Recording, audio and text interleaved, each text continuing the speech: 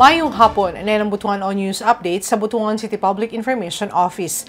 Misalmot ang lokal nga panggamahanan sa Butuan, pinaagi sa City Planning and Development Department sa Enhanced Planned City Extension Consultation Session nga gipahigayon sa Timog Avenue, Quezon City. Ang consultation session gipangunahan sa Department of Human Settlement and Urban Development nga gisalmutan sa pipila ka local government unit sa nasud asa usa niini ang Butuan City.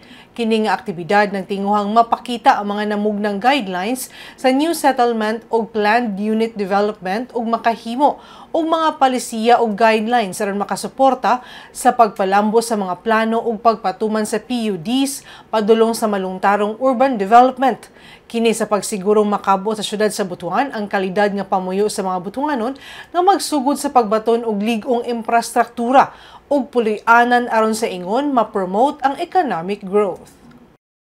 Sa laing balita, gipahigayon ang pre-registration seminar sa duha ka transport association nga Baratuda ug Vic Moda sa Barangay Bayanihan Function Hall ning syudad.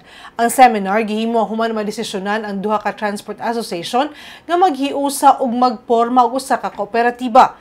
Tumong sa aktibidad nga hatagan og igo ug insaktong impormasyon ang mga miyembro kalabot na sa pag-organisa og kooperatiba ug mga benepisyo niini. Gibuhat sa CDA o CEBDD ang inisyatibo aron hauhagon ang mga asosasyon sa syudad nga marehistro sa kooperatiba aron makabenepisyo sa mga serbisyo lakip na sa mga assistance nga ihatag gikan sa gobyerno. Ang seminar usa sa lakang sa pagproseso sa pagparehistro isip kooperatiba.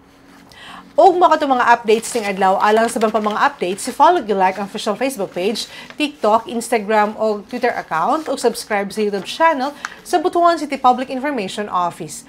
Ako si Charmaine Awitan. Daghang salamat.